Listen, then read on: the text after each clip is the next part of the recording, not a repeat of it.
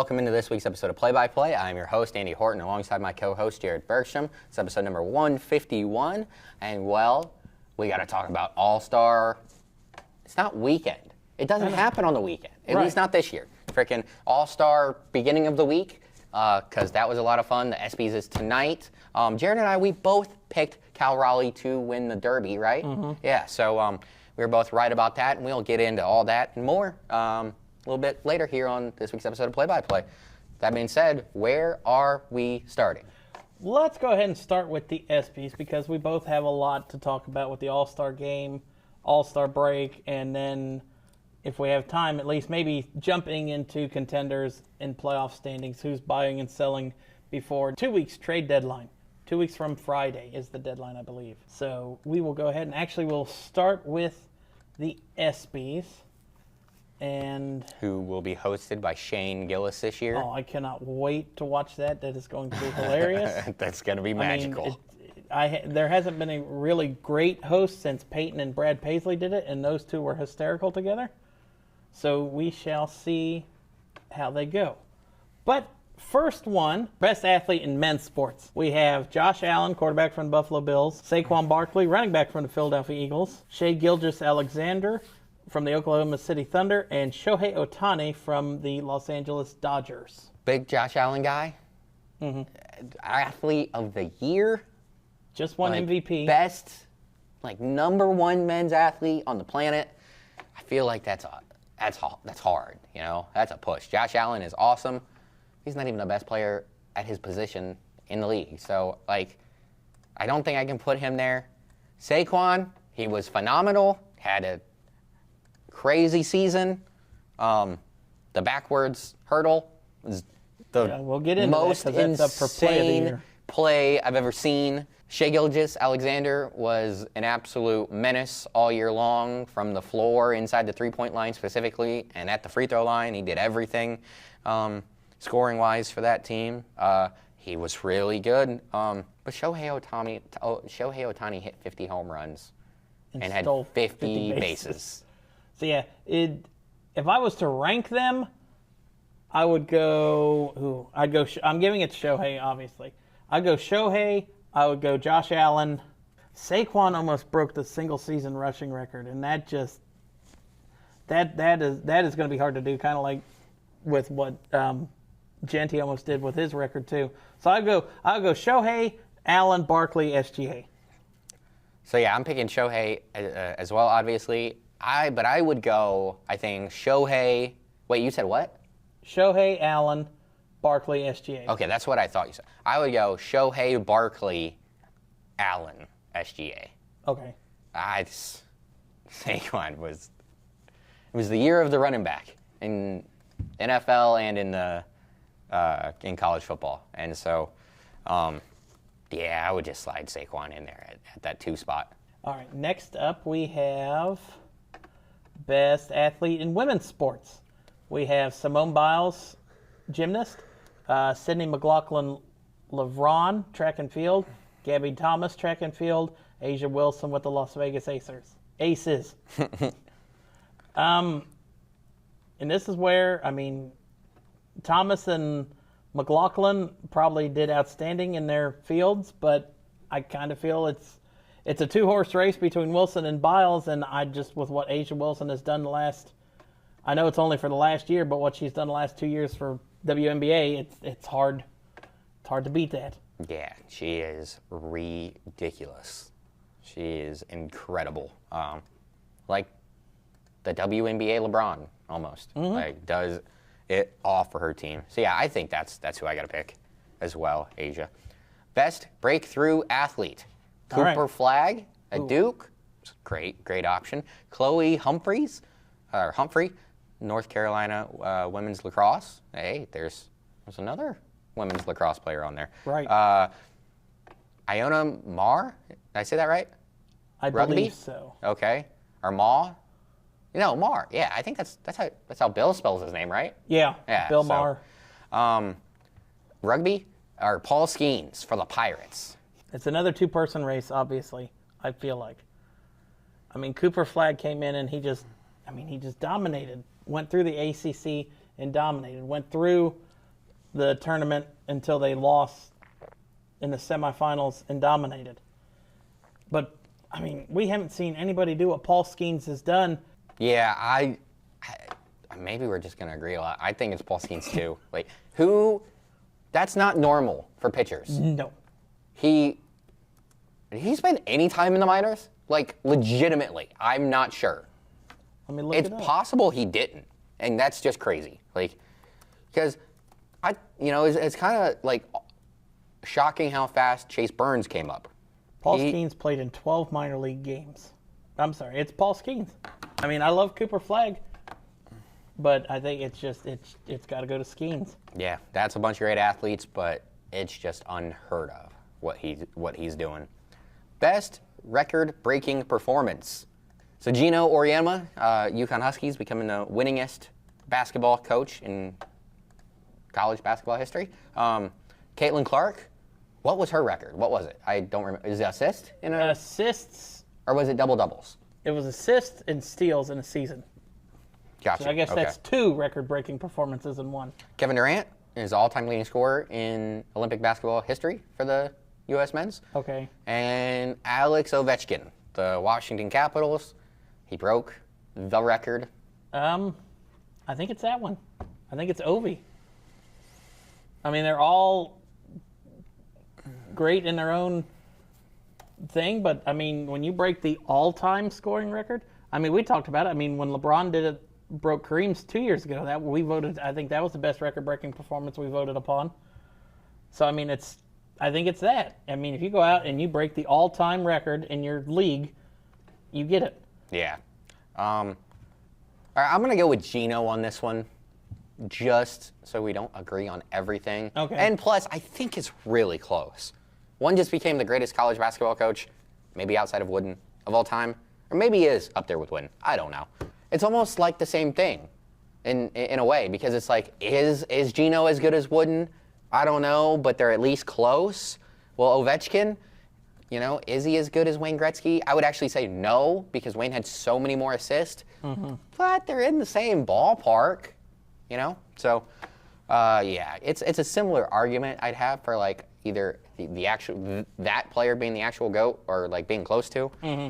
But yeah, I'm gonna go Gino. All right. Best championship performance. Simone Biles' 2024 Olympics women's all-around. Steph Curry's U.S. men's Olympic basketball performance and that comeback, 2 comebacks that we had. Freddie Freeman's L.A. Dodgers World Series MVP. Or Rory McIlroy wins his first Master title in completing the career Grand Slam. I think we're both going to agree on this one as well. And I'll say it first, it's hands down Freddie Freeman. Playing on a bum ankle last year, homers in 4 straight World Series games, and has the game-winning walk-off Grand Slam in Game 1 that completely changed the momentum for the rest of the series. It's Freddie Freeman. No, I completely agree. I was being quiet so I could go and find the walk-off. You got it? Yes. The bases will be loaded for Freddie Freeman with the Dodgers down 3-2 and down to their last out in Game 1. Well, the good news here for the Dodgers is Freddie Freeman doesn't necessarily have to do anything but get a single and jog to first. But beating something out in the ground will be limited because of his ankle. Now, the kind of at-bat that every kid that plays baseball That's my guy, will one day have. Nestor Cortez. All right, bottom of the 10th, bases loaded, World Series, 1-run game. Dodgers, Yankees. 2 outs. It's the Yeah, only 2 thing you outs. forgot. Freeman right here. Taylor the tying run. Edmund the winning run. Cortez delivers. Freeman hits the ball. First pitch, just She's gone! Gibby! Meet Freddie! Game 1 of the World Series!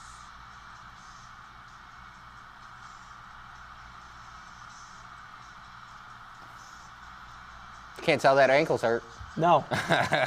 No, not with that slow home run jog. But yeah, that is your record-breaking or best championship performance. Man, gotta love Freddie, don't you? That's awesome, man. Congrats to everyone else, though. Simone on the all-around, Steph on taking over the gold medal game, and then Rory he got his first Masters. Yeah, completed the Grand Slam. So all three of those tough. All right, we have best comeback athlete. We have Gabe Landeskog from the Colorado Avalanche, Suni Lee, the gymnast, Mallory Swanson, U.S. Women's National Soccer Team, or Lindsey Vonn for skiing. I got to go Lindsey Vonn. Yeah. I mean, how many times has she had what for most people would probably be career-ending injuries? Mm-hmm. I mean... Well, that last time she messed up her knee and leg, and I don't see how she came back, but she came back. Dude, the only headlines I remember about Lindsey Vonn is her getting hurt. Mm-hmm. Like, talk about a trooper. Just gets hurt, comes back. Gets hurt, and just never stops. So, yeah. It's gotta, to me, that's gotta be the best comeback athlete. Yeah. All right, now we have the best play nominees. First up, we have Saquon Barkley's no-look hurdle. 6 for Philadelphia. Hurts has time. Now locates Barkley out of the backfield. Barkley slips 2 tackles and picks up the first down. Chipping up in the air to the 30. A gain of 14 for Barkley. Out of moves right here. Makes the first guy miss. The spin move at the last second. And then, what, Tiki? What is that? Bro, we gotta see this again. This kid is special, man. Just, you didn't even think to do that. I think the only thing that would have made it better is if it was right at the first down marker. Just ridiculous. I have Hallie. Okay. I went through and had them all pulled up too. Oh, okay. Without ads too. That took me forever. If you got Hallie, I'll go ahead and load yours up. So this is Tyrese Halliburton's game-winning shot in Game 1 of the 2025 NBA Finals.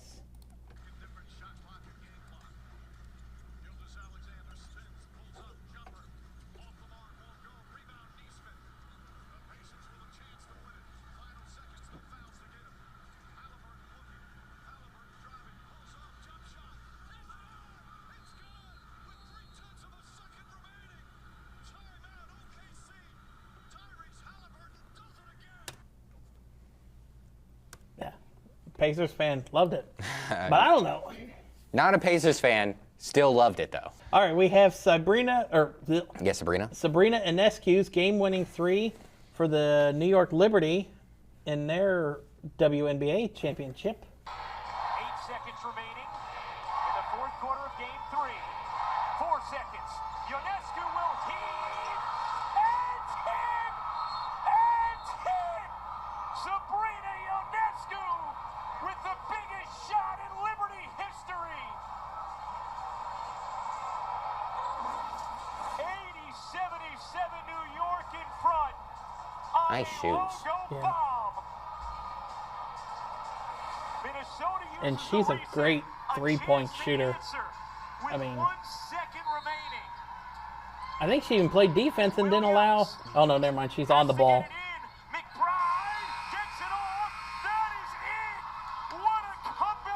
And then the final one, we have Trinity Rodman's game-winning goal in overtime to send the United States women's team to the semifinal or to the finals.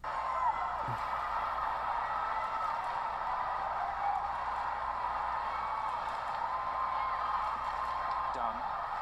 Looking for Rodman again. Rodman and Trinity Rodman.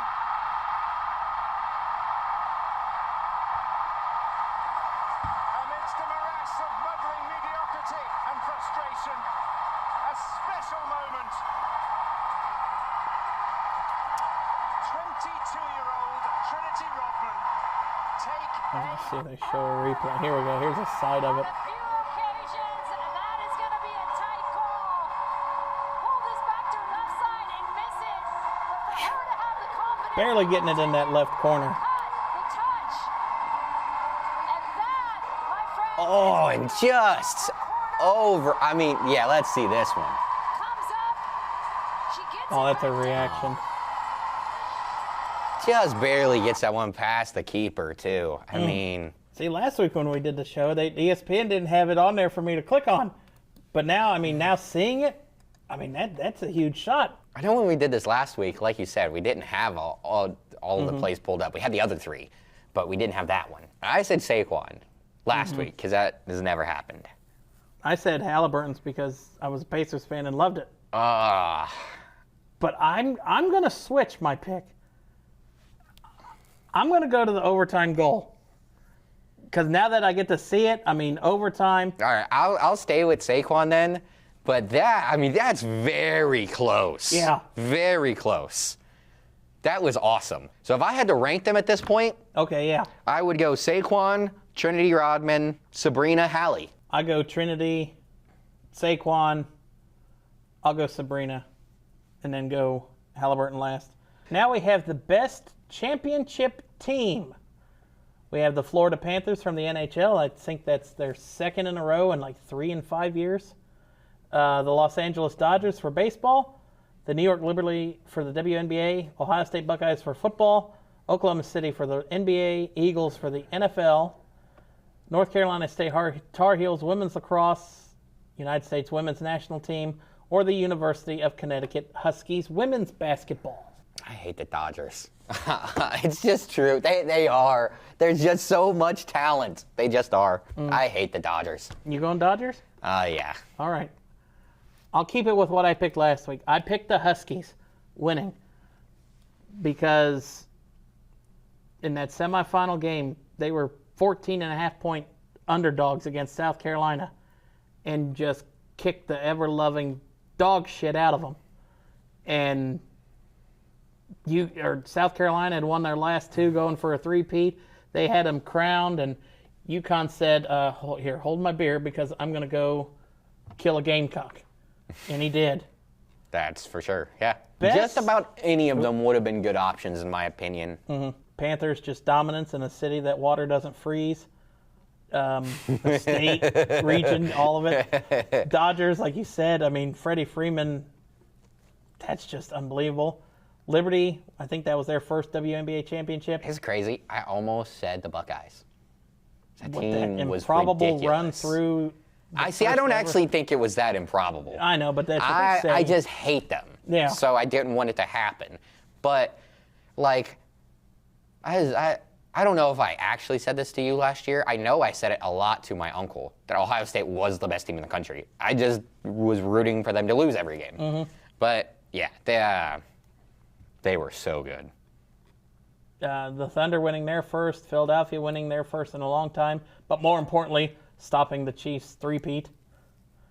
Don't know much about I know North Carolina has been dominant in women's lacrosse. Well, in Philly, I guess maybe that's another one where it's like, I don't know if any team would have beaten them. All right, we have best college athlete. We'll go women's sports first. We have Olivia Babcock from the University of Pittsburgh volleyball. Kate Fassi for North Carolina soccer. Gretchen Walsh from Virginia swimming, and Juju Watkins from USC basketball. I know the Pitt volleyball player, Pittsburgh, has always been decent at volleyball. So, if she's going to be nominated, she's got to be good. I don't know about the soccer or the swimming. Swimming, I'm fat. I don't swim. I float. So anything swimming is going to be impressive to me.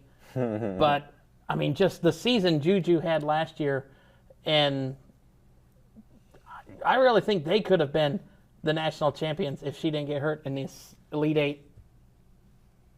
So I'm going to give it to Juju. Yeah. No, there's no argument here at all. She's ridiculous. I think comes back. Was she a freshman last year? Or it was her second year, right? Second year, I believe. Okay. But since she's been a freshman, everyone's like, yeah, she is the number one pick in her draft. All right, now we have best male athlete in college sports, or best athlete in men's sports. Cooper Flagg, Duke basketball. Wyatt Hendrickson, Oklahoma State wrestling. Travis Hunter, Colorado football. Or C.J. Kirst, Cornell lacrosse. So I did go and get, because I don't watch college wrestling, I did go and get some highlights of, what's his name? Yeah, Wyatt Hendrickson. Okay. So I have a little bit of him right now. So there we go. So he is... In the orange. Yeah. Ooh, almost a pin there. He's a big boy. Yeah.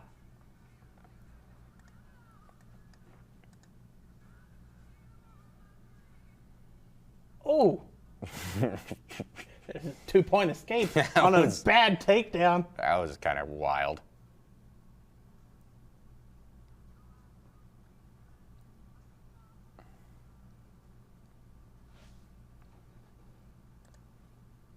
How are those two guys fighting? He's so much bigger than him. Mower? He's probably just about to mow him down. Let's see. Yep. Oh, my goodness. And as long as he kept 1 foot in the ring, they can wrestle as far outside as they can get.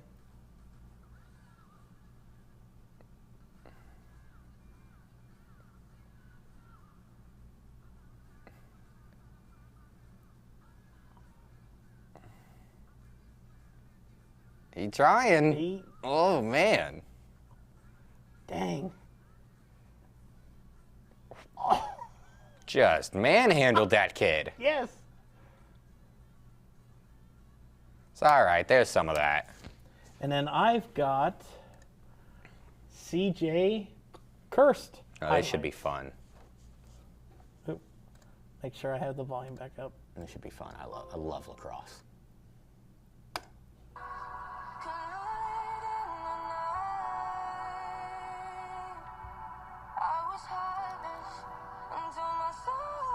And let me tell you something, Cotter. When he gets that much time in room, it is good night.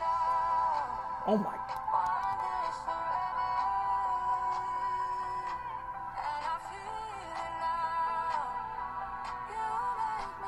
It's the highlights from the wrong year, but that's okay. Oh, wait. No. Yeah, it's this year. Or his season.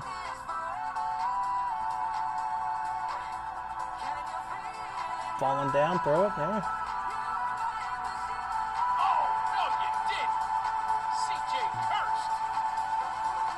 I didn't even see the ball. There's some lacrosse, like some plays in lacrosse that remind me of just like post plays Yeah. in basketball. Almost over the shoulder, no look.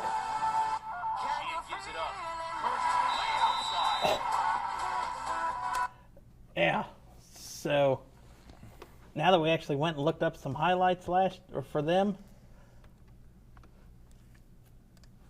So what did we have? We had Cooper Flagg, Duke, Wyatt Hendrickson, Oklahoma State, Travis Hunter, Colorado football, CJ Kirst, Cornell lacrosse.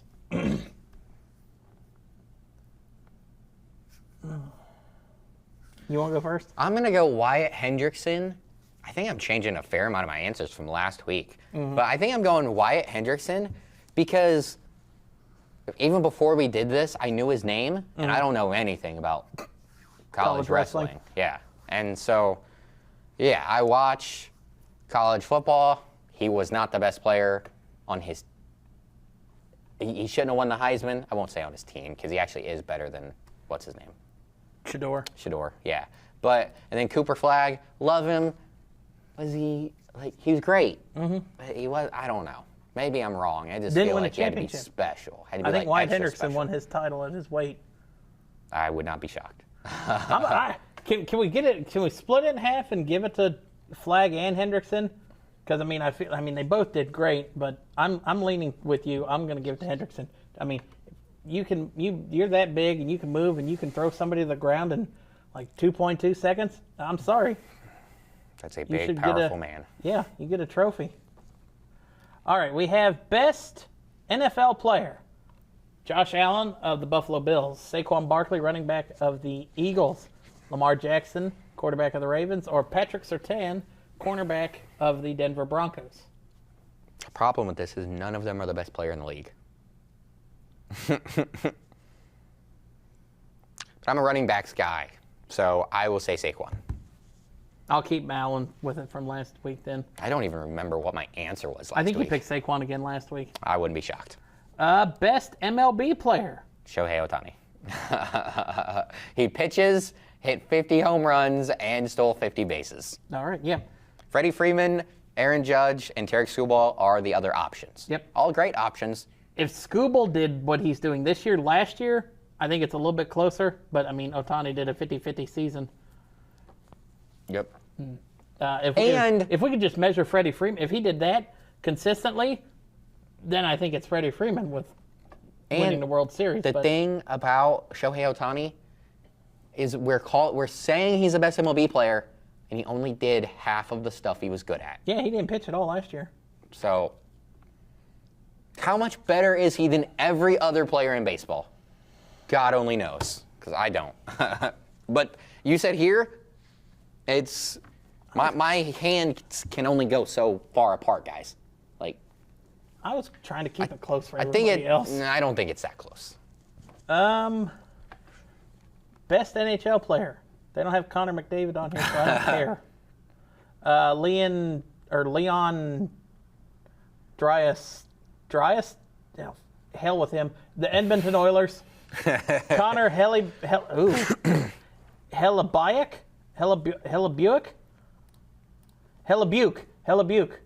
from the Winnipeg Jets. Nikita Kucherov from the Tampa Bay Lightning, or Cal McCarr from the Colorado Avalanche. I don't care. It's not I don't know. McDavid. Maybe I'm saying his name wrong, but I always call him Cal Maker. Maybe I'm saying it wrong, but that's what I call him. Yeah. I'll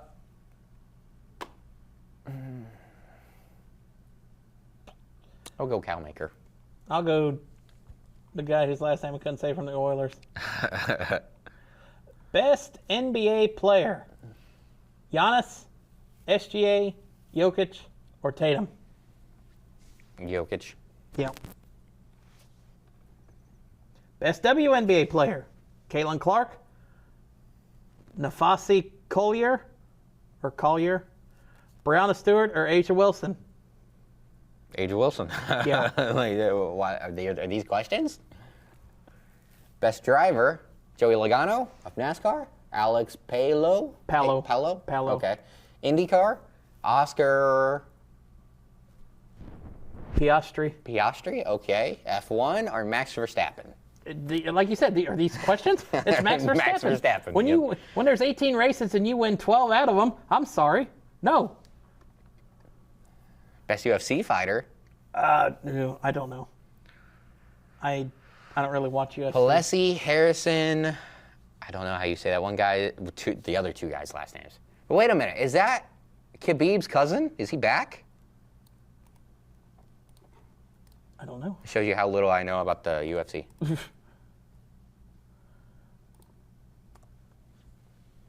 I don't even have to go boxing. Do you want to talk about boxing? I don't know crap about boxing.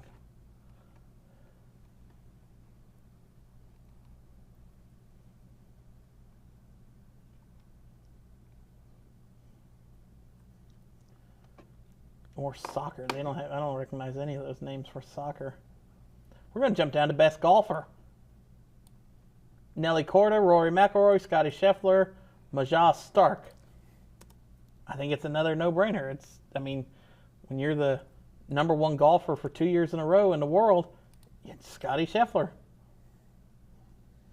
Yeah, so he's the guy who is being trained by Khabib and looks like they could be related. Okay. So for best UFC fighter, I pick Islam, however you say his last name. Sorry, guys. Makachev? Maybe. I don't know. Boxer, don't know. Soccer, don't know. Golfer, Scotty. Tennis, I'm just going to give it to Yes, Coco Scotty. Gauff by default because I don't know the other three. Sure. All right. That does it for the ESPYs. Like we said, those will be on tonight. We'll see, I guess, how correctly we are and not. And now I guess it's time to move on over to the fun festivities of MLB All Star. I don't even know why they call it All Star Week. It's All Star 2 days. Right?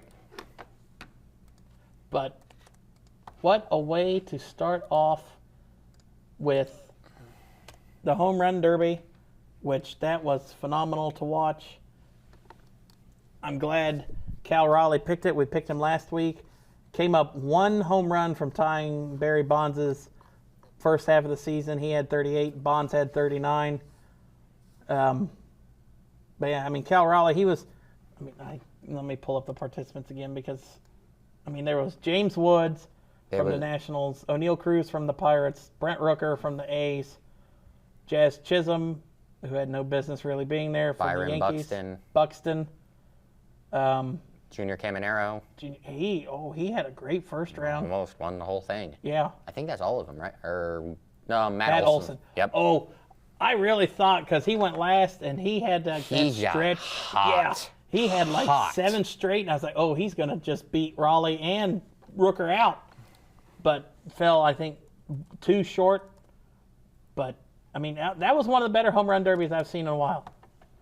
I mean, my favorite one will always be Todd Frazier's, watching a hometown person win it in the home stadium. But, yeah. There was some controversy in the home run derby because Rooker and Raleigh tied, so they measured it down to the furthest home run they both hit, and I mean, granted, I know it's all speculation, but he beat him by 0.08 of an inch. And just for reference, everybody watching, this is how much 0.08 of an inch is on a ruler. It's insane. Where the red mark is? The red mark is, yeah, well, just, sorry. Yeah, that's pretty, that much further. Yeah, I saw a lot of people online, specifically in the betting community, were very upset about that.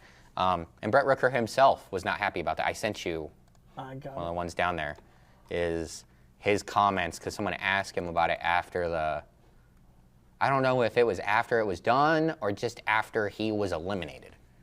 And maybe if they have it to the decimal point, they should display that during the Derby and not wait till everyone's done to bring out that information that might be helpful. Brent Rooker on Cal Raleigh's winning tiebreaker by an inch.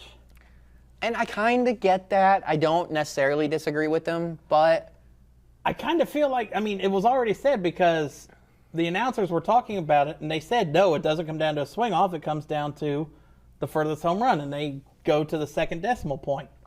Oh, okay. So I didn't hear that because I missed the start of it. Because they were talking about that. It was during Olson's, because they like, oh, if it's 3-way tie, then it comes down to this. Granted, would I have loved to see a swing off between the two? Yeah. But, I mean, if the rules are rules, the rules are there. Sorry, Brent. Hit one 272 feet next year. 472 feet next year. Mm-hmm. Yeah, and I just... See the one in the home run derby that went through the restaurant window? Yes. My biggest thing about him complaining about it is, like, you can't act like if you knew that, you would have hit the ball farther. Right. And he went like third. You just somehow know, like, oh, I know I just got to hit it a couple inches further because they might, because someone might hit it the same distance as me. I just have to hit it a little further. Nobody's hitting it as far as O'Neal Cruz. Like, I just don't understand how like, if he knows that information, how that changes anything. Mm-hmm. I don't know. Like, especially when he went third and Raleigh went 7th or 6th. Yeah, so it's not like he could have been like, oh, crap, I got to hit one 171 feet or 471 feet instead of, yeah. So like I said, don't cry like a bitch.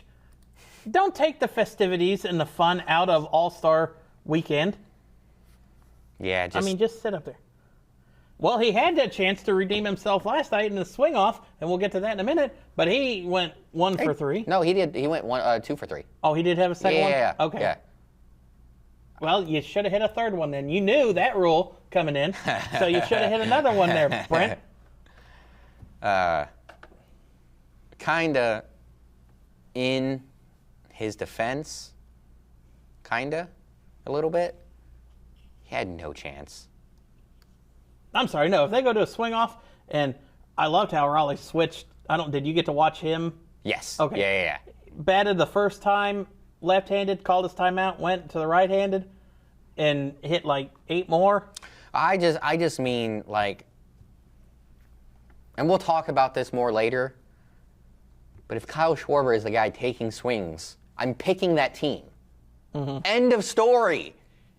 Kyle Schwarber is a guy who has the three outcomes, right? Home run, strikeout, or he gets walked every once in a while, or maybe a pop-up. But, like, the only thing in my life that I remember Kyle is he Schwarber not for, in the All-Star? Or in the home run derby, I mean. I'm with that, too. But the two things I remember about Kyle Schwarber, the only two things. He's from Middletown. He hits native. dingers. Yep. Like, that's it. And he beat Braxton Miller, Braxton's senior year at Ohio State, or Wayne I in the didn't playoffs. know that. First round. I didn't know Upset that. them. That's crazy. Yeah. You want to even know what's crazier? Kyle Schwarber was the quarterback. Oh, my. That's crazy. Yeah. But yeah, great. Oh, when was Braxton at Ohio State? I was still in high school, too.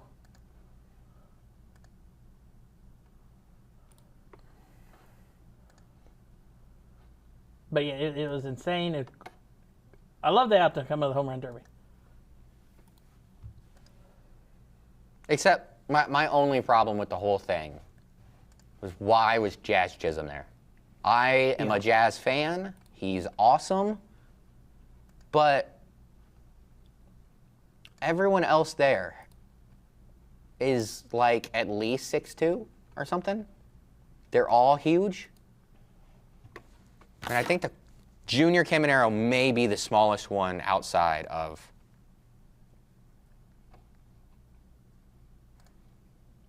But he had a great first round, too. But you said this before we went on. Oh, so Junior Caminero is only 6'1". Yeah, so that's probably right. He's probably the next shortest guy. Oh, yeah, and he's 220 pounds. Jazz Chisholm is 5'11", 184 pounds. I mean, that's 35 pounds?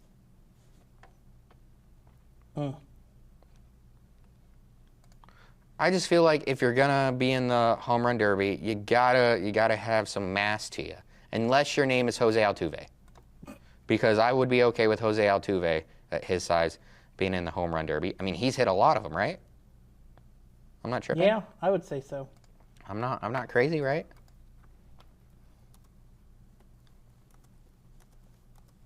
I mean, he hit, so the most he's ever hit in a season is 31. He's at 246. Yeah, he would not be anywhere near my first choice, but that's also Schwarber would be my first That's choice also a every big year. difference. I think Jazz Chisholm is like regular size when you come to height, right? I think he's like 5'11". Yeah, I think you said that earlier. Jazz is actually 5'11". Jose Altuve is 5'6", and he's 167 pounds. So he's 5 inches shorter than him, and he's only 20 pounds less. That one guy is a skinny guy, and the other guy is a short, kind of thick guy, and so you can see where he gets his power from. I'm a big Jazz fan, but it did not make sense him being in the home run derby. He has 17 homers on the season, which is awesome. But I don't know, being a guy that can hit somewhere between 25 and 30 home runs over a season and being a guy that can hit 60 of them in a night is a little different. So. Yeah. Oh, and the only gripe that I have about this year's All Star format is I've never liked the head-to-head. I don't like that because, for example, actually, it happened. We saw it happen. Junior Caminero, or was it Cruz? Cruz, I'm pretty sure, right? He had more home runs than Caminero and who did he go up against? Him and Caminero both had 21. The first round. I mean, in the second round when it's actually head-to-head. Oh, I forget who it was, but Caminero only had to hit 8. He only had to hit 8.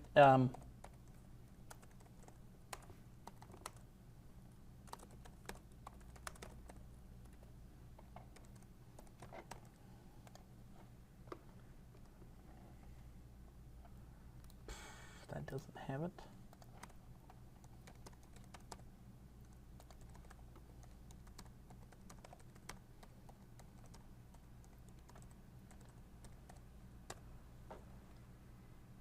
Yeah, so in round 2, he had 13 homers. And I hate the idea, and it's not Junior Caminero's fault that he only hit 8, because as soon as he got 8, it was over. Yeah. He doesn't have to take any more swings, and he gets to save his energy.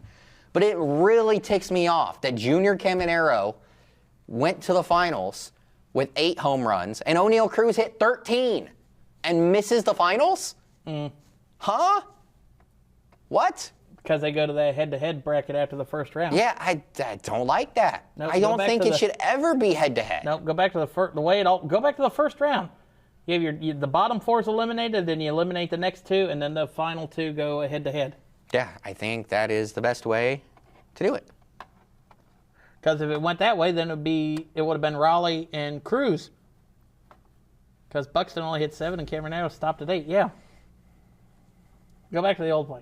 Yeah, I think that's better. Although the home run derby was fantastic, start to finish.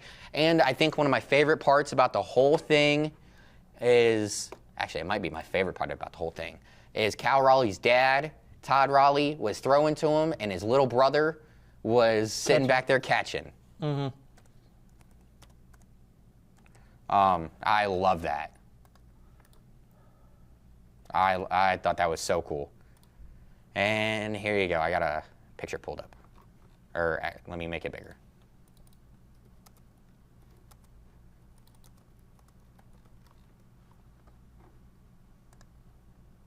Hang on. Gotta close some ads. Yeah, there you go. There's the Raleigh boys. I thought that was so cool. I mean, I was geeking about it the whole time. So I thought that was super cool. So you get the trophy, you get the necklace, and then And you got a belt. Out of nowhere comes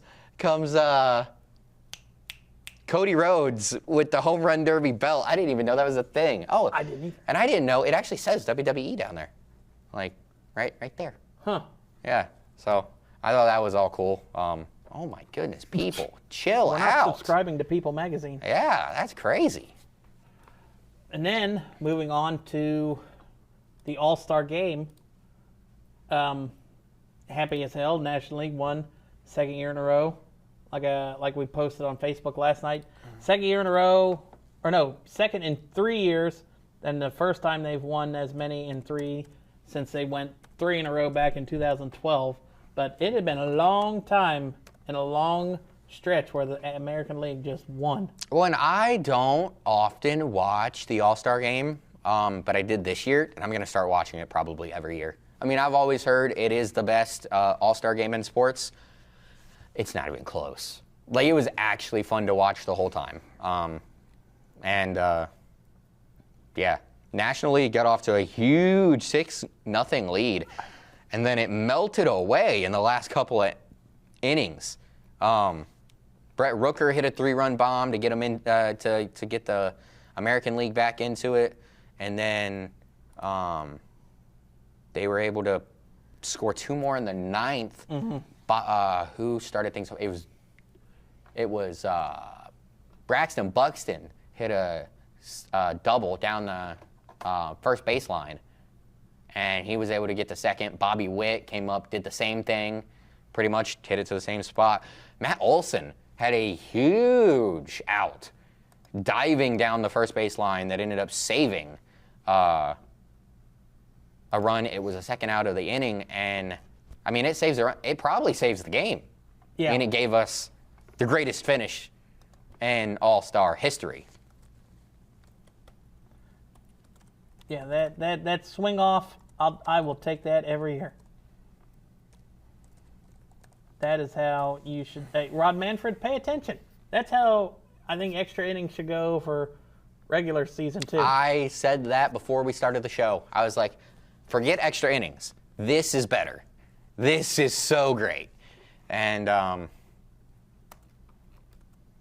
well, do you have it? Because I got it. What? I'm just waiting for it to load, for the ad to go away. Schwarber? And before we actually show it or anything, something else I gotta say is I knew as soon as, well, what was Aaron Boone thinking? Well, hold on here. I got the whole thing. 3 batters per team, 3 swings apiece. The teams are going to alternate, and it's pretty simple.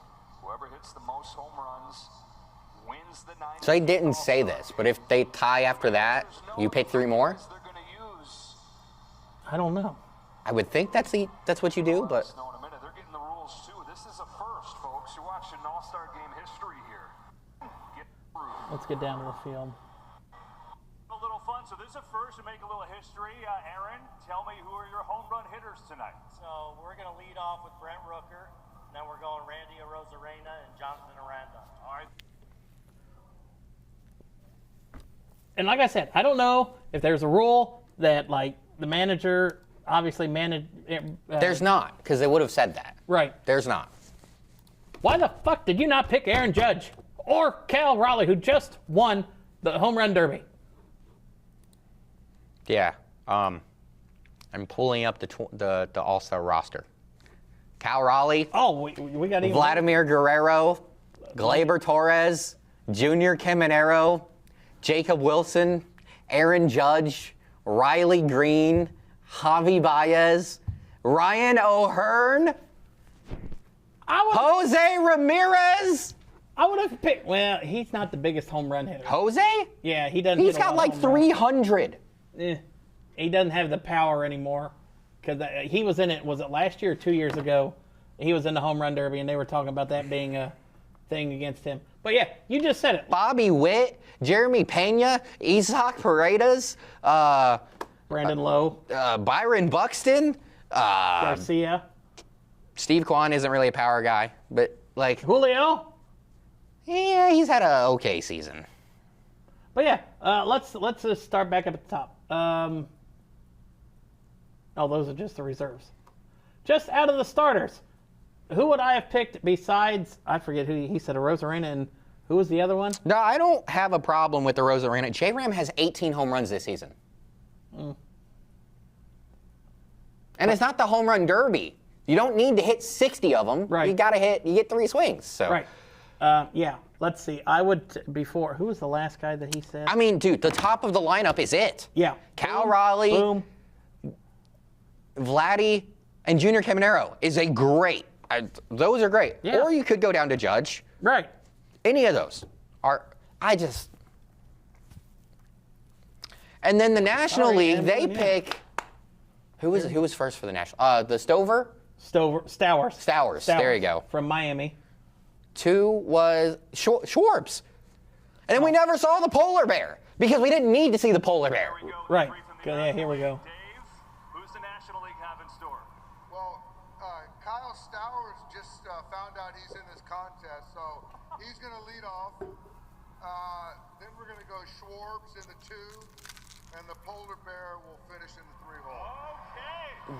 We got a little action here. First time. Because Alonso hit a 3-run home run in the All Star game. That gave the National League that 6-0 lead. But yeah, so let me jump up here to you add.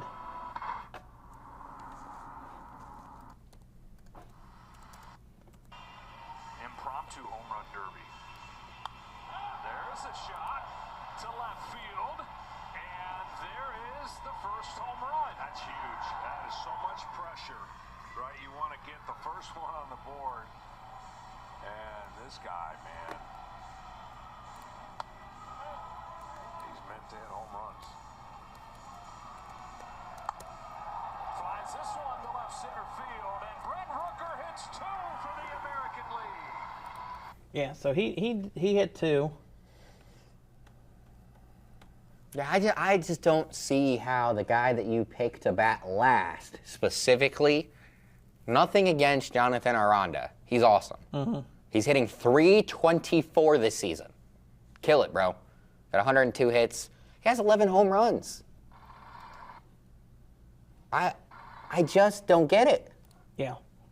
And then we'll just go up and watch the All Star MVP. Launch one early to get within one. 40,000 eyes, all burning holes through you. Schwarber in the air to center field, headed towards the wall, and Just skips over the wall. And before, and my favorite part about that whole thing is the fact that he did not look like he was trying on that swing. Right. Go back and replay it. He did. He looked like he's and like the announcers were saying, it's hard to when you don't have an outfielder to hit it to. It's hard to track where you're hitting a ball. 40,000 eyes. But yeah, here, he doesn't even do a full swing. Or effort swing, it looked like. He just looked like he barely tried. That little head tilt at the end, he said, Yeah. It might go. Within one. I gotta say, the National League pitcher was not very good. No. That's why they took a lot. Schwarber's in the All-Star game. Boom, that one. Tied at 3. That's MVP material if he gets a third one right here. Aaron Boone's like, oh, what did I do?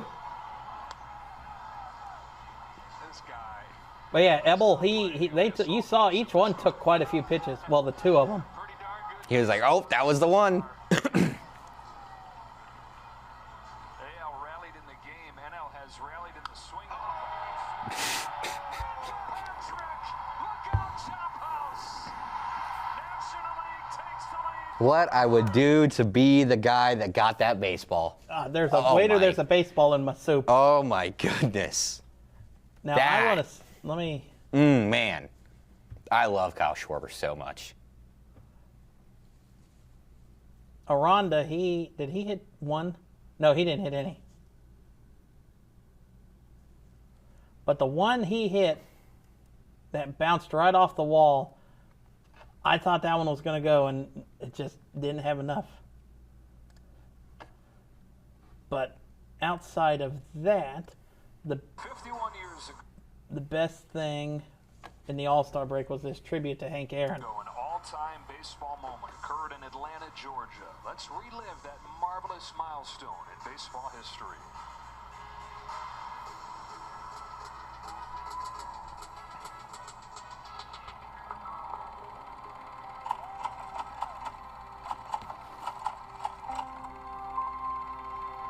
And it doesn't take a mind reader to read the collective mind that's here in this ballpark tonight.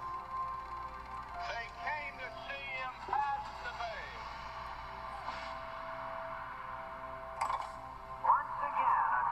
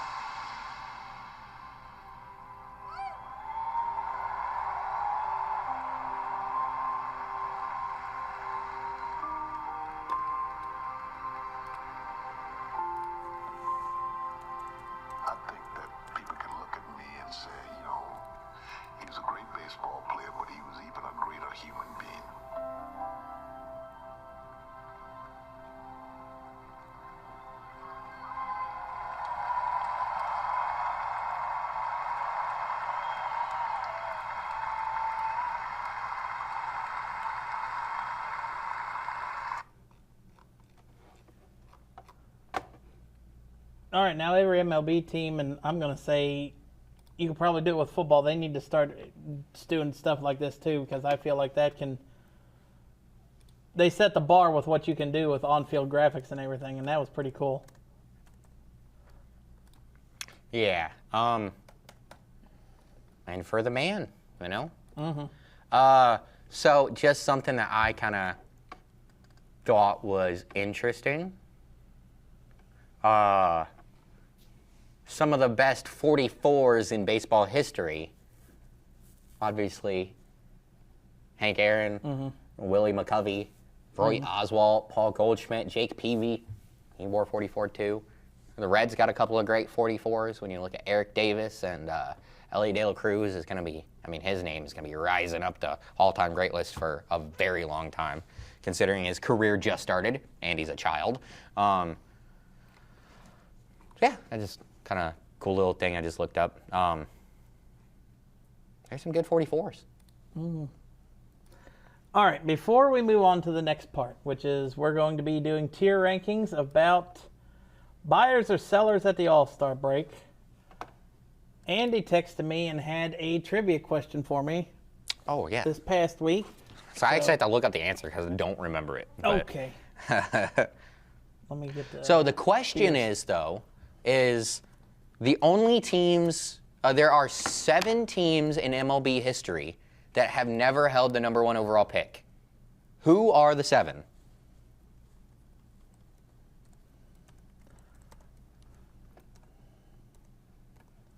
I don't think the Reds have had it. You're correct. That is one of Okay. them. Let's see, 7 teams. So who had it this year? That was it the Angels had it? So, No. I feel they've had it though, because I mean, hell, they got Trout. The Nationals have it this year. Had it this year. Okay. Let's see. I'm sure the Yankees have had to have it. You're saying they are or are not on the list? I'm gonna say they're not on the list. You're correct. They are not on the list. They are not one of the 7. Okay. Let's go Boston. Let's stay in the division. Yes, that is Boston's one. never had it? All So right. you need 5 more. Oh crap. Let me look at standing. I don't know why that's going to help me. I know Colorado's had it, so I don't think that'll help me. I'm gonna go. Let's go the Dodgers. Correct. They have never had it. Okay. Dodgers. So that's what, 3 or 4? Let's see. You've said Dodgers, Sox, and Red Reds. Sox and Reds. Okay, so I need 4 more. 5. 5 more. Or, yeah, 4. I'm sorry. Who's been bad? Or who's not been bad? Right. Okay. So who's not been like, we just suck? Giants. Yes. All right. They're one of the teams. You got 4. So I need 3 more.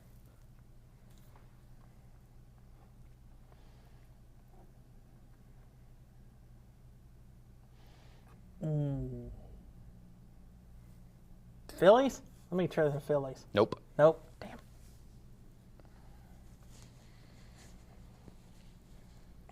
I was about to say, ask for a hint, but I don't know how you can give me a hint without giving it away. One of these teams used to be in the NL East. Oh, jeez. So they moved? Mm-hmm. While the Reds were in the NL West. Yes, that was a real thing. I know, It always I know. blows my mind when I talk to my dad about that. Cincinnati is in the National League West for some reason.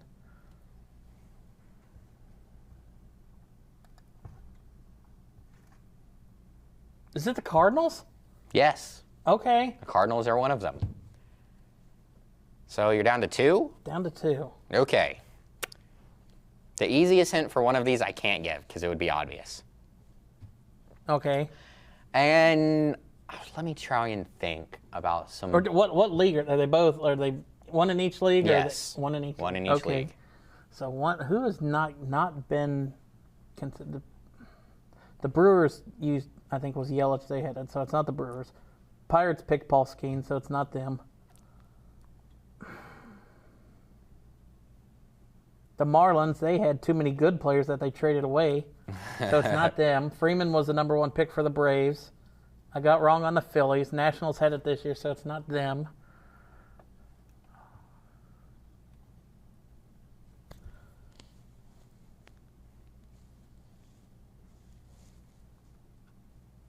No, you know what? Is it Colorado? They're one of them. Okay, because I remember we were talking about it a couple weeks ago that they were so bad last year they had a top 5 pick, and it didn't matter how bad they were this year, they couldn't be in the top 5 again. So they couldn't get the number 1 pick for sucking to avoid the anti-tanking rules. All right, so I got an American League team. God, this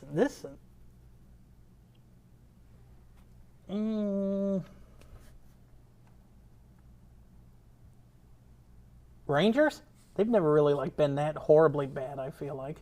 No, not the Rangers. But it is an NL team, or an AL team, rather. Royals? No. Damn. All right, so I'm just going to try and eliminate one from each division. So the Red Sox had it. I know the Rays have had it. The Yankees, I got wrong. This team came into existence. This team has 2 World Series championships. Came into existence. Or actually, where is it? 2 World Series championships on the American League side.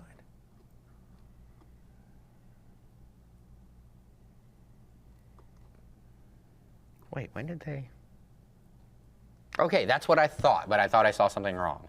They are, I don't know if this would help at all, considered an expansion team from when our dads were kids. Who was an expansion team back from the 70s? See, I don't want to give any hints that would make it, obvious. I don't know. I'm looking at the American League teams now.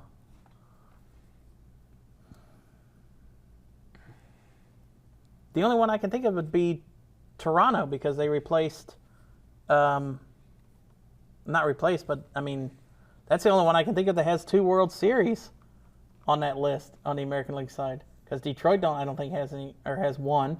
The Twins don't have any. Royals have the 1. Cleveland, no. Chicago, 1. I'm going to go, it's got to be the Blue Jays then. And it is the Blue Jays. Okay. There you go. All right. That was a little harder than I thought. See, Jared thinks he sucks at trivia, and then he does pretty good. I had one for you, and I kind of talked to you about it before, so I won't bring it up because you wouldn't, like you said, you wouldn't have got it. But we'll do a quick shout out to Tito for breaking the 2,000 win or getting the 2,000 win. Well, he hasn't broke it yet. He'll get that first game back against the who do we play? Mets. I hope you're right. That'd be a great way to start things off.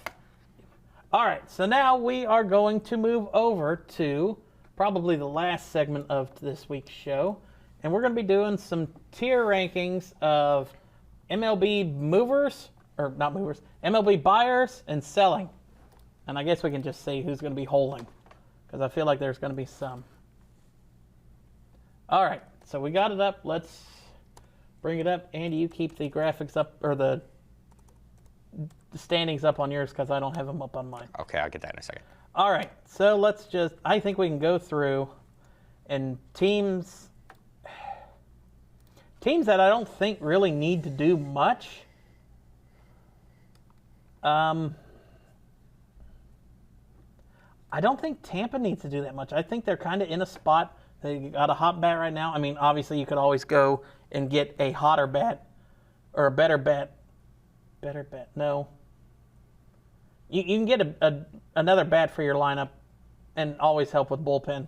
But I feel like they don't really have to go out and make a big move. Yeah. I wish tier maker, which maybe if I submit it, can we get like an in between? Is it just not 100% sure? Yeah. All right. Well, I personally would probably have them as a buyer. If you're a really good team, you can never have enough like pitching. Mm-hmm. They could go and get another guy to help that out because they have been really good with pitching this year, but also they've given up 423 runs. Ooh. So that's not like a crazy high amount, but right. Actually, I think it is one of the higher amounts in the league. Or no, I just looked at the wrong team. I apologize. They've given up 388, so that's actually way better. Way better. It's Toronto that has given up 430 runs. So I'll just go down here, and they need to be buyers. Yes. They need to get. Nope, that's not Toronto. Texas. That's Texas. Wrong T. Toronto needs to be buying some either maybe back end of the starting five or bullpen help. Yeah. Because I mean, if they could get a back end starting five and could maybe eat up an extra 2 or 3 innings that the bullpen doesn't have to come in, that'd be great. Yeah, and there's 7 game, or no, excuse me, I'm sorry. They're first, They're aren't they? 14 games above 500, Oh. and they have a run differential of 17. Like, if you can, stretch that out a little bit, it would make things a heck of a lot easier in the second half, just because playing in a ton of tight games, I mean, if every game is close and tight, you're asking a lot. Right. And I definitely feel like they could go and they could get another starter unless there's something I'm missing. They have 3 guys that have all pitched over 100 innings, and then the next closest guy is Bowden Francis, who's pitched 65 innings.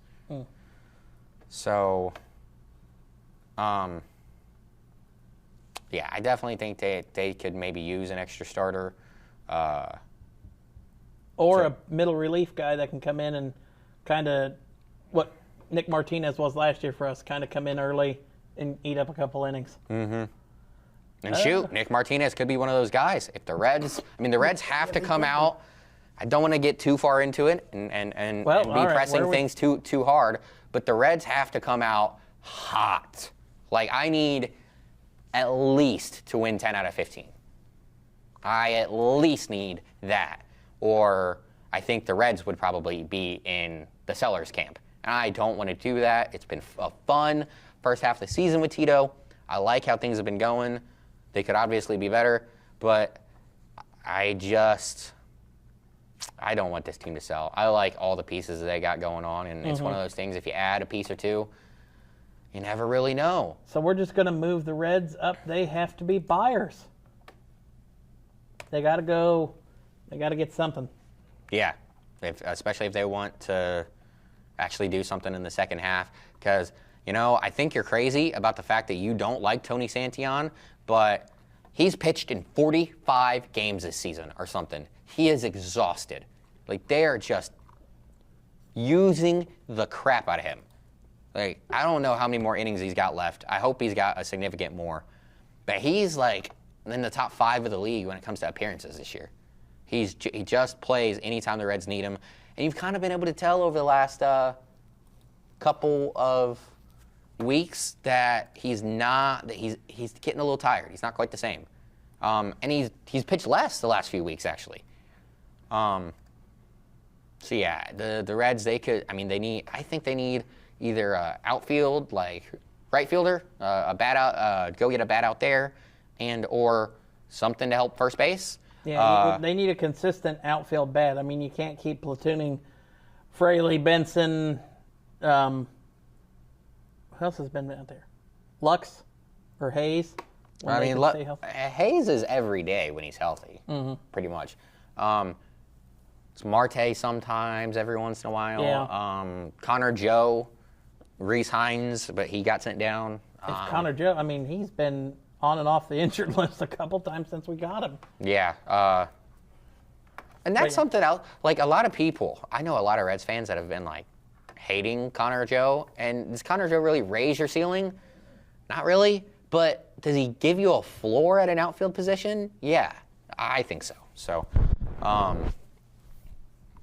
yeah, could definitely use a bat if you're a Red, and like I said, some help in the bullpen because they could definitely use some help there. But then at the other end, you know, if they have a bad start to the second half, the Reds are sellers, and I mean, you could see them getting rid of Hayes because he's only $5 million on his deal, and I don't know what you could get in return. But there's the $21 million from Martinez, and he's just a utility guy that everyone could need. Emilio Pagan has been awesome this year.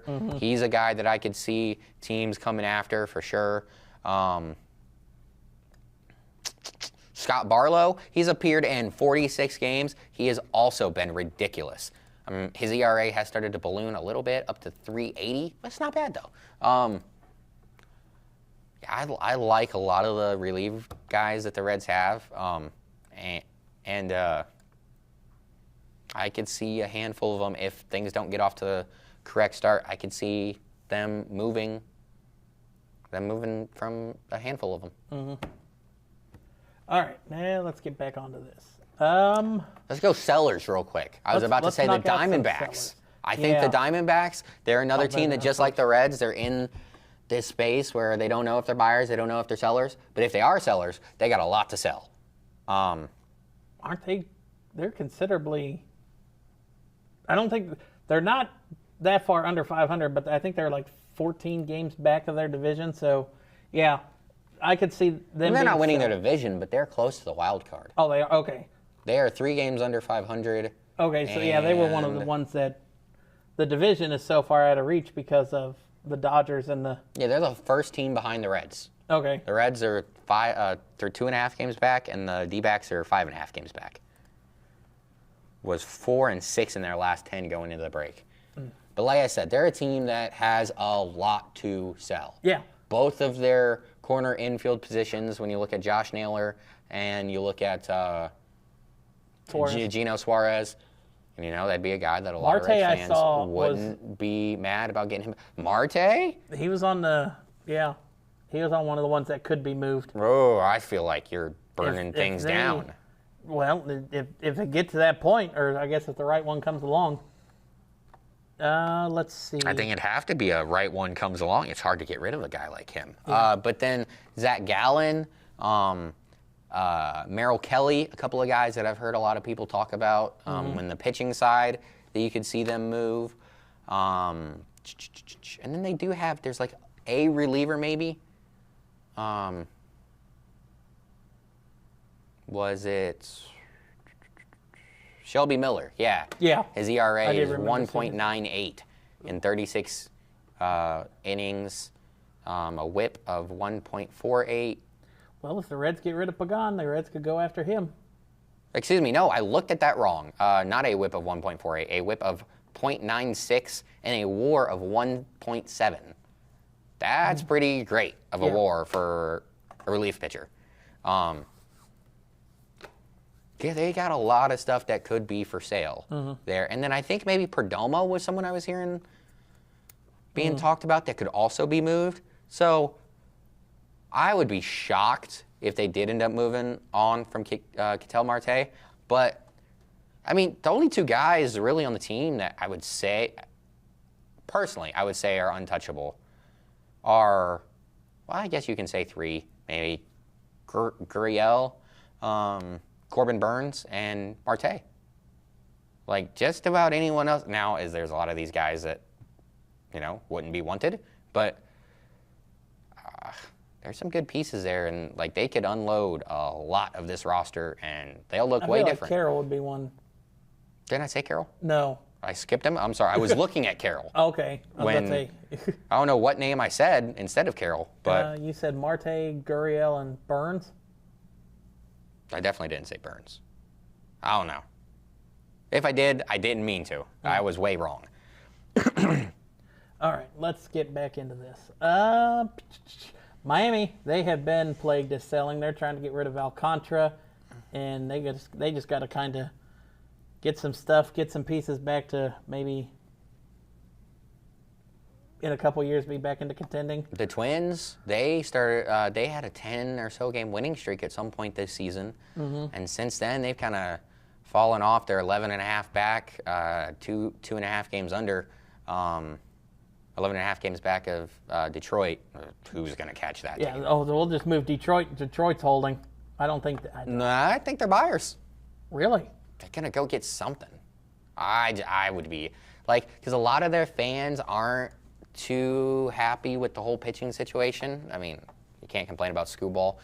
And Flannery been good for most of the season, so is Casey Mize, but they definitely, like, I started following the Tigers on Bleacher Report because I like so many players on their team, and that seems to be the consensus around the fan base. They want to go after pitching. Bare minimum, want to go after pitching. So yeah, I would put them there. The Royals, I guess they got to be sellers because they're so far back.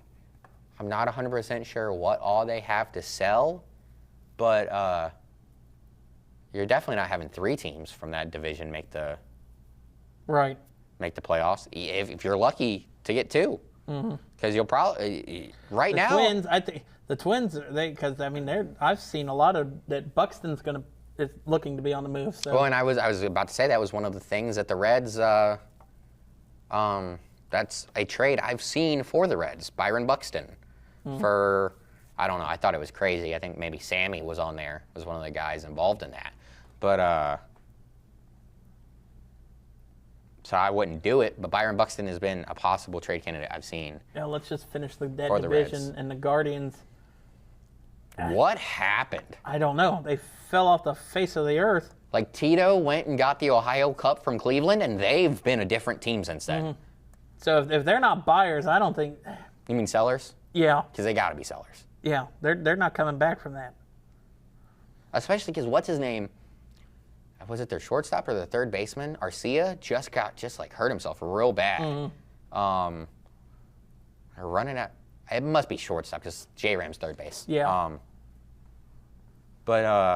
Yeah, there's got to be. They got to try and reset for a future season. The White Sox, definitely sellers. Yeah. Ooh, let's see. Baltimore, I feel like they're gonna try to move some pieces around. And one of the main guys you've heard talk about is O'Hearn, and they've already moved on from Eflin, right? I believe so. Like, didn't they trade him? I saw talks, but I could be wrong. He's a Ray. Was it a trade?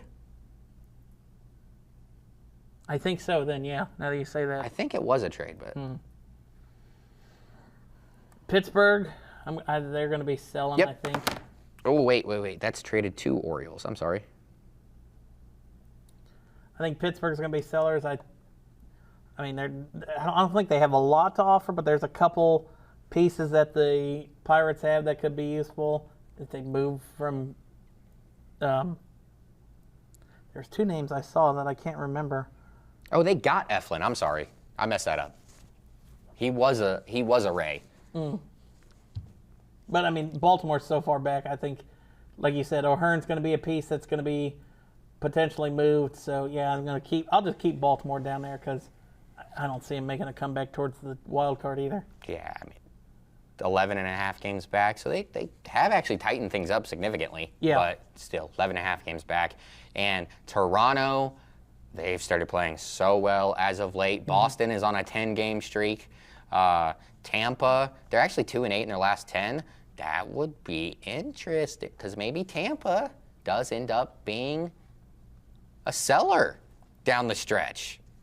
I didn't know that they're 2-8 in the last 10. They might have to adjust that. I mean, it's been a tough 10. Like, no doubt. They lost 4 in a row to Boston. They beat the Tigers once, lost 2 to the Tigers, beat the Twins, and then 2 more, lost 2 more to the Twins. So that's not an easy road, especially when you talk about Boston, who's the hottest team in baseball, and then Detroit, who is the best team in baseball. Yeah, let's see where we stand you brought up Boston. I kind of feel they made their move getting rid of Devers. I mean, and they're just hot. So I mean, like I said, I could put them in the middle. They need experience. They need to go and get like a veteran guy, because everyone on that team right now is super young. And as of now, maybe we do this again next week, because things could be a lot more clear next week.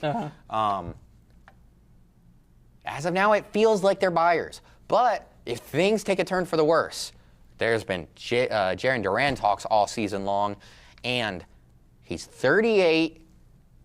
He just keeps getting older, but he's the same guy, still throws 101. Aroldis Chapman, we saw him closing out the All Star game last night. He's never going to get injured. He's never going to. He's going to be throwing 101 at 45. I hope, at least. He's the ageless wonder. Yeah. Let's go ahead and we can do this quick. Like you said, we can reevaluate it after we see the weekend come back and see if anything comes. Braves got to be sellers. Yep. It's been Cubs. I think Cubs are holding. No, they need pitching. They need to go get a pitcher, but I don't think they need anything on the offensive side. No. Colorado. Can I go down here? Waiting for more draft picks. Houston, I think we can put in holding. I mean, I think they're kind of set where they are offensively, and they got a decent rotation. I don't see them making a big splash anywhere. Miami Angels, they're selling. I don't think they have a lot to sell, but there's some there. Dodgers, I think we can put another. I want to put the Angels in hold. Okay. Because, hang on, let me go back to the. Where's the standings button? There we go. You go back to the standings. Oh no, they have fallen all the way back to 4th. They're still not super far away. Yeah, since they're 4th, I guess you put them in sell or in sell, right? Yeah. Who are we talking about? The Angels. I'm sorry. Oh. I said take them to hold, but then because they're a lot better this year than what they were supposed to be, and that's why I was kind of like, hang on, I want to see. Dodgers, I think we can put in holding. I think they want more pitching, but more pitching. Yeah, because I don't think there's a lot of holds. I really don't. I kind of feel like the Yankees could be holding. They want a third baseman. Okay. Because especially Jazz has been terrible at third base because he's really a second or a shortstop, and because they just moved him back to second base actually within the last week. Okay. They ended up moving him back to second.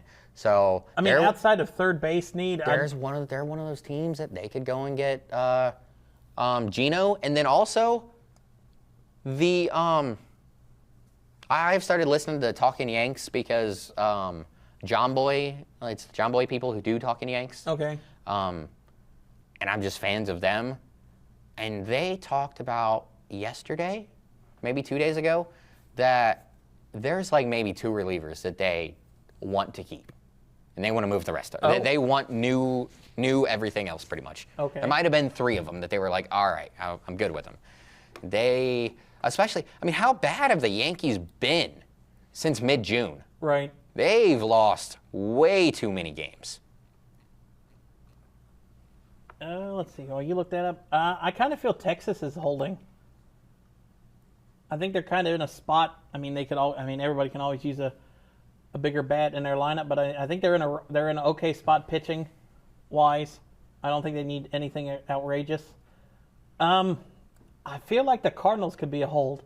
I mean, they could go and get back end help on their rotation or some relief help, but I think offensively, like we said a couple weeks ago, if they're there at the All Star break, they probably are going to keep most of their stuff because they were projected to be bad 4th in the division this year. Yeah, I don't know. Yeah, I think they're going to be in one of those middle grounds, and if they're going to actually make a run, I think they need to go and get pitching because Sonny Gray is the only good pitcher they actually have. All the rest of the guys, their ERAs are 4.5 or something, which isn't the worst, but it's not great either. But I don't know if they want to give up the positional players to go and get the pitching. They might just wait until the offseason and try and go and get some pitchers that way. Because they do have a lot of good young guys with like Burleson and Wynn, the shortstop. What's his first name? Mason. Mason Wynn, yeah. They got some dudes that can make plays over there on that team. So I wouldn't be shocked if they do end up holding. Brewers. The Brewers they're just consistently good. I mean, their lineup's okay. I mean, we've seen them this year quite a few times. Their starting pitching's not great, but I mean, it's not bad. So, I mean, that's one of the ones I wish I could hover and make it in between, but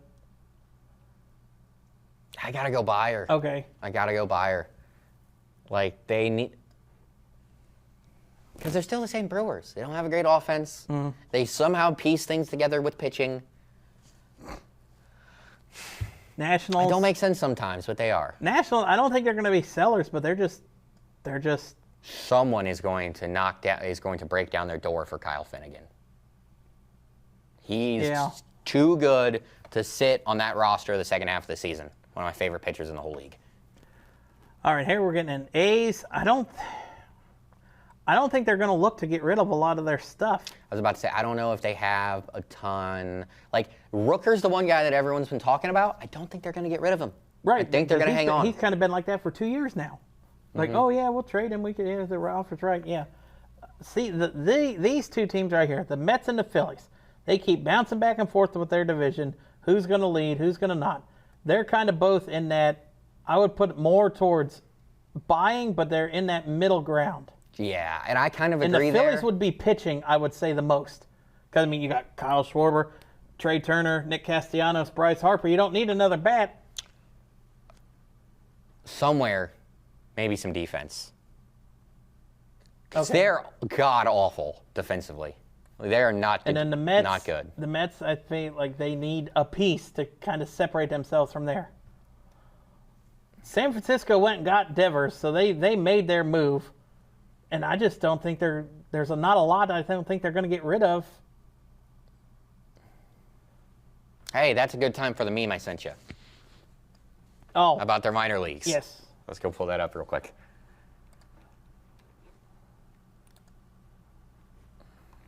Here we go. Ooh, let me see if I can zoom in. That's zooming out. So this is the Giants AA team. Says they cannot give fans baseballs anymore out of the bullpen because Rafael Devers costs a lot of money. It says, we cannot give you a ball. We just traded for Devers and he costs a lot of money. Foul balls, yes, we can Hook you up. hook you up. It's better to be seen, not heard. Be cool and we will be cool back. Bullpen. Bullpen. One guy has taken away the joys of going to the ball game and getting a foul ball or a free ball from the league. No. Sorry, Devers. Costs too much. We can't afford to give out 3 baseballs a game. But back to the thing, because we got 2 left. San Diego, I feel like, I mean, to keep pace, let me just pull up. I have the standings. Okay. Or I got the Where wild they card. at? So Where are they at? Where's San they Diego? currently hold down the last spot. Okay. So they got to be buyers. San Diego has to be buyers, I feel like, because they got to keep pace, like we said. They're the 4th. They hold the last spot. Giants are right on their heels. Cardinals and Reds, and they're all right there. So they got to do something. I don't disagree with you. I guess they got to. I guess pitching is what it would is one of the things it'd have to be then. Mm-hmm. Cause they got dudes up and down. Manny Machado, Luis Arraez, Fernando Tatis, Xander Bogaerts, Gavin Sheets is far and away the worst guy I just listed. Mm-hmm. Jackson Merrill, Jake Cronenworth, frickin' Jose Iglesias, shout out, former Red. He's bounced around a lot since. Yeah, he has. They only got 3 guys that have pitched more than 90 innings. And Vasquez has been a murderer and made the Reds look ridiculous. Stephen Collect is You know what? No, he has played a lot. My bad. And he does have the best third best ERA on the team. He has been pretty good. And so, but between him and Michael King, you look at them, they've only started 22 games. So maybe just a guy, an extra pitcher that can maybe stay healthy, because that's really, like I said, between the two of those guys, they've started in 22 games. And when you talk about Vasquez, Cease, and Pavita, they've all started 19 games apiece. Ooh. So you need another guy that you can kind of count on there on the back end. And then the final team, the Seattle Mariners. They hold the last place in the wild card. I don't think they're in a bad spot to where if they don't go and get anything, it'll hurt them. They need bats, man. Yes. They need bats. Their offense is so bad. Cal Raleigh is carrying that thing. Him and Randy Arozarena are doing it all. PJ Crawford doing a nice job getting on base. He doesn't really hit home runs. Right. Julio's kind of been. He's had a bad year. Yeah, he's had a bad year. And if you go and Did you say Crawford? Crawford's been like decent. Leading fourth. off. Yeah. Okay. He's been. I think Julio's been hitting like fourth this year. And if you go and you get a guy like Suarez or something like that, does he get better if he slides down a spot? Because that matters to some guys. Sometimes some guys it doesn't. Yeah, I think they need to go and get a bat or two. All right. Yeah. But all right, I think that should do it for this week's episode of Play by Play. Like I said, we will revisit this next week, see how the weekend goes. Anybody makes any moves coming out of the All Star break, and then we're just going to be talking about that for the next 2 weeks because the trade deadline, July 31st. Then we can really separate who's going to be contenders and pretenders. All right, so that's going to do it for this week's episode of Play by Play. We remind you, like it on all social media, subscribe to the YouTube channel, and don't forget to share. Also, you can comment. What do we want to talk about? Do we want to debate about anything? Should we test our trivia knowledges week in and week out? We might have to get into that. But all right, we will see you all next week.